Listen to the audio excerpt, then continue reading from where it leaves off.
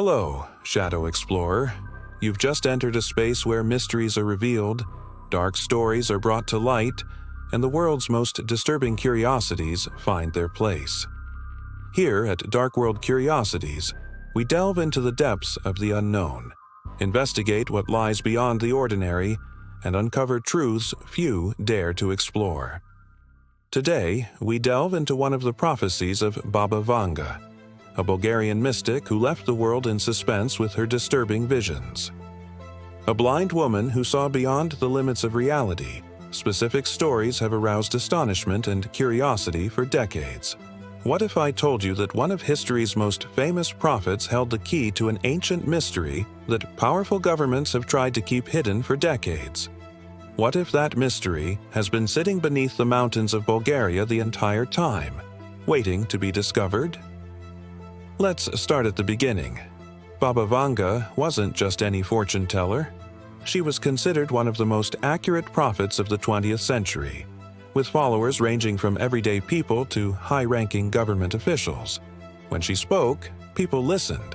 But there's one story about Baba Vanga that has been largely forgotten.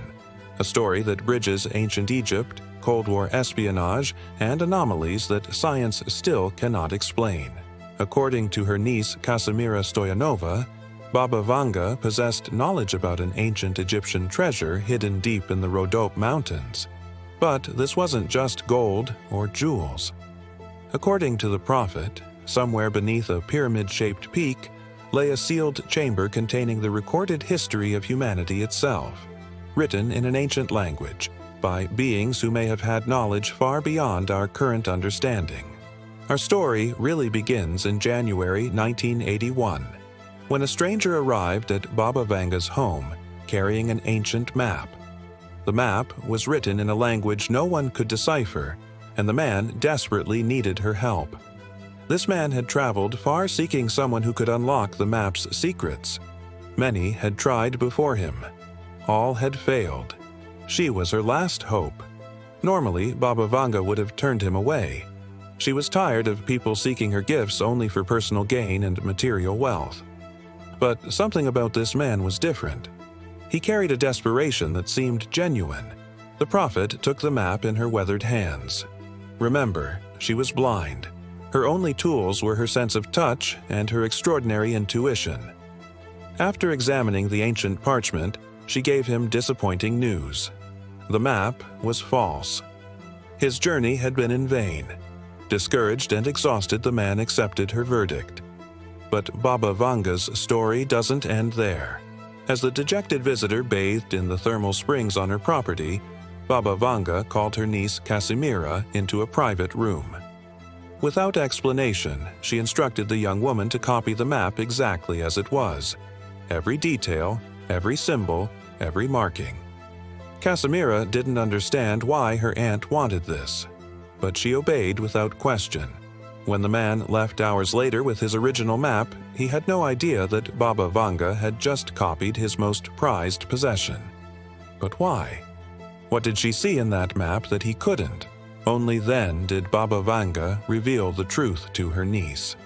The prophet explained that ancient Egyptian priests had indeed traveled to Bulgaria thousands of years ago. They had climbed the mountains until they found a peak shaped like a pyramid. And there, beneath its shadow, they had buried something extraordinary. But Baba Vanga wasn't talking about treasure in the traditional sense. She spoke of a sarcophagus containing ancestral knowledge, records of our past and prophecies for our future, all written in a language that could only be understood when the time was right. Then Baba Vanga entered a trance state. Her eyes rolled back and she began speaking in a voice that seemed to come from somewhere far beyond the room. The words she spoke were extraordinarily specific. A small mountain near the Turkish border. A path leading to a clearing. Wild vegetation surrounds it. Below, there is a large rock approximately 4 meters wide and 3 meters tall. You must go there on May 5th. When grace comes through the celestial bodies, observe the first rays of the sun, then the first rays of the moon. You will see something. When she finished speaking, Baba Vanga fell silent, completely silent. She said nothing more. Yet the prophet, who had never traveled to this location, had described it with impossible precision. She had given specific instructions about when to go and what to expect. All the details were there, but there was something else, something that Baba Vanga understood, but Casimira didn't quite grasp yet. This wasn't just information. This was a warning that shouldn't be ignored. Casimira knew she couldn't undertake this journey alone. In 1981, the region was under Soviet control, and traveling into remote mountain areas without permission was dangerous and potentially illegal. She turned to a government official she trusted, someone close to her family. This man was deeply intrigued by the possibility of uncovering an ancient secret. He began quietly pulling strings, gathering permissions and resources. He also reached out to Ludmila Zhivkova, the daughter of Bulgaria's leader and the country's Minister of Culture. Ludmila wasn't just politically connected, she was already personally involved with the mystery of Baba Vanga. She had visited the prophet herself and held her prophecies in high regard. This was the opportunity Ludmila had been waiting for. A team was assembled. 5 carefully selected individuals, including Krasu Mutkaev, who would become the expedition's primary organizer, Casimira herself, Ilya Prokopiov, a renowned archaeologist, and 2 others whose names were kept confidential. On May 4, 1981, guided only by Baba Vanga's instructions and the copied map, they arrived at the designated location. What happened next defies conventional explanation. The night before was drenched in unexpected rain, weather that could have derailed everything, but the team waited. On the morning of May 5th, as the first rays of sunlight broke across the horizon, they discovered something that stopped them cold. 3 circles were carved into the rock face, positioned in a way that formed a downward-pointing triangle, but only if you knew how to look for it. When the sun hit these circles at precisely the right angle, an extraordinary phenomenon occurred. The sunlight created a connection between the 3 circles, illuminating the triangle that had been hidden for centuries. The effect lasted about 20 minutes, long enough for everyone to see it, long enough to be certain they weren't imagining it. But Baba Vanga had also spoken about the moon. Waiting through the day, the team watched as evening fell. Then, as the moon rose, the same thing happened again. The lunar light struck the circles with a brilliant blue glow, making the triangle even more prominent against the darkness. Another 20 minutes of undeniable phenomenon. But the most stunning moment was still to come. After the light faded, the cave beneath the triangle began to glow from within. And there, illuminated from inside, were 2 massive human silhouettes made of what appeared to be holographic light. The effect was like watching images on an old television screen, yet it was happening in front of them, in the middle of nowhere with no visible source of projection. According to Casimira's account, on the left stood a figure holding a spherical object in an extended hand. On the right sat a figure on what appeared to be a throne, wearing a conical hat with protrusions on each side, the unmistakable appearance of an Egyptian pharaoh. The team was paralyzed. These weren't hallucinations. Every single person saw the exact same thing. The details were too precise, too consistent, too real. When they finally made their way back to the village, no one could speak. The silence on their journey back was absolute. But the consequences of what they had witnessed were far from over. Ludmila Zhivkova, the Minister of Culture, became obsessed with the discovery. She reportedly contacted agents of British intelligence, who revealed that they had been detecting strange electromagnetic anomalies in the region for years.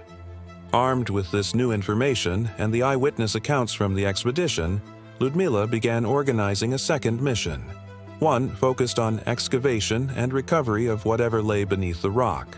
However, Baba Vanga intervened with a final warning. The time to dig was not yet. She counseled patience and restraint. Her warning went unheeded. Just weeks after organizing the second expedition, Ludmila Zhivkova died suddenly under circumstances that remain disputed. Within months, the entire region was dynamited, collapsing the cavern entrance and sealing whatever lay beneath under tons of stone. Krasu Mutkaev, the expedition's organizer, was arrested on charges of embezzlement and spent over a decade in prison. After his release, he wrote 3 books detailing everything he knew. He died in the early 2000s, taking many secrets with him. One by one, the other participants experienced their own unexplained tragedies. But the story doesn't end there. In 2018, archaeologist Daniel Petkanov conducted ground-penetrating radar scans of the area. Despite the collapsed entrance, the technology detected an anomaly approximately 18 meters deep, precisely where the cave should be.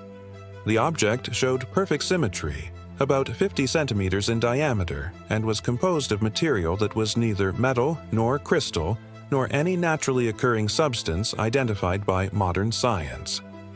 Additionally, the scans revealed evidence of underground chambers and corridors that appeared to be artificially constructed.